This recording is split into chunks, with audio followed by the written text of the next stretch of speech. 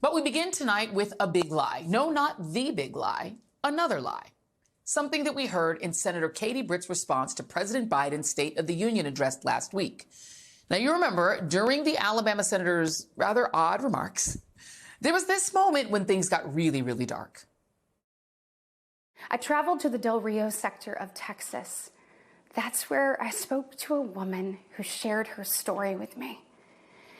She had been sex trafficked by the cartels starting at the age of 12.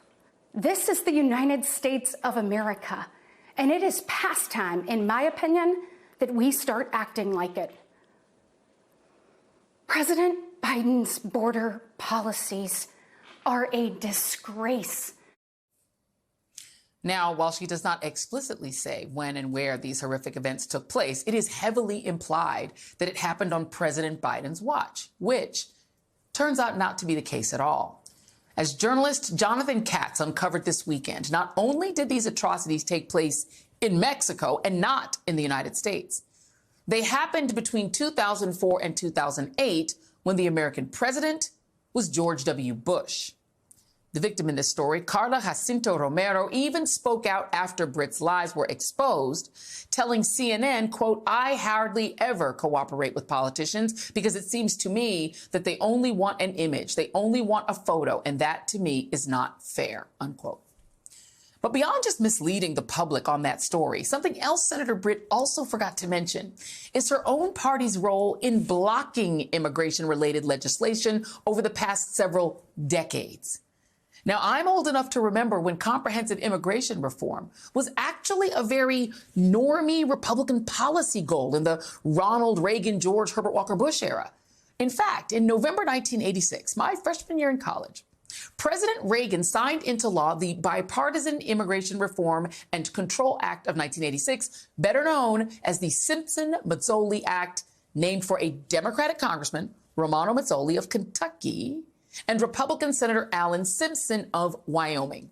A bill that granted literal and immediate amnesty to any immigrant who had arrived in the U.S. prior to January 1st, 1982, some 2 million people, while making it illegal to knowingly hire undocumented migrants going forward. That was an acceptable and normal Republican position in 1986. But ever since then, there has been a right-wing war on immigration reform, driven not by Republican politicians, but rather by another thing that came out of the 1980s, besides lifestyles of the rich and famous and Donald Trump. Right-wing talk radio, led by its biggest star, Rush Limbaugh, whose nationally syndicated show first aired 2 years before the Simpson-Mazzoli bill in 1984. And when Fox News, Roger Ailes' right-wing propaganda operation, joined the fray in 1996, the incentive structure of the Republican Party, it just fundamentally changed. By 2007, the George W. Bush administration and a bipartisan group of senators reached a deal on an immigration bill that would have created a path to citizenship for the millions of post-1986 undocumented immigrants living in America, as well as a new temporary worker program and stricter border security.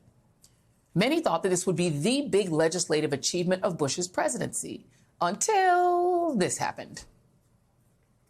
We heard that there was a bipartisan consensus on immigration. It was bipartisan, and it was all good. President Bush was signing on, and Republicans, John Kyle, and we had Ted Kennedy was happy.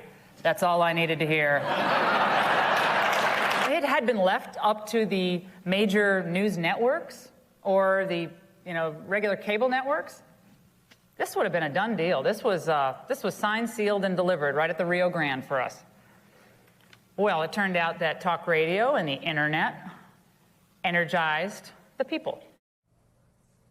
Right-wing cable, TV, and radio hosts like Laura Ingraham, as well as Lou Dobbs, Sean Hannity, Bill O'Reilly, and especially Rush Limbaugh, trashed the bill nonstop, blanketing the airwaves and rallying their largely white male conservative audiences against the bill, until hardliners in Congress, who were also likely hardcore consumers of right-wing media themselves alongside their voters, killed it entirely. Almost the same thing happened 6 years later when President Obama was in office. That is when the Gang of Eight was formed, a bipartisan group of senators who came together to finally get immigration reform done. The group included big names in the Republican Party like John McCain, Lindsey Graham, and was led by Marco Rubio, a Cuban American and the party's new Tea Party star. The Latino Obama, the media crowed, hyping him up as Republicans' potential first Latino president. The New York Times reported that as part of the sales pitch, Rubio went on Limbaugh's show to try to sell him on the bill. And Rubio, along with Senator Chuck Schumer, went so far as to meet with Rupert Murdoch and Roger Ailes to try to persuade them to keep Fox's on-air personalities from savaging the legislation and just give it a fighting chance at survival. But apparently they were unsuccessful, as that is exactly what wound up happening. Several conservative media figures even signed on to a letter opposing this bill. And once again, it died in Congress. Fast forward to today. And we shouldn't be surprised that yet another bipartisan border bill was killed by D.C. Republicans, including the aforementioned Alabama Senator Katie Britt, who, like Rubio, was part of the team that negotiated the very conservative immigration bill that House Speaker Mike Johnson is now refusing to bring to the floor, all because the new Rush Limbaugh, Donald Trump, told them he wants to run on the issue instead of letting his party solve it.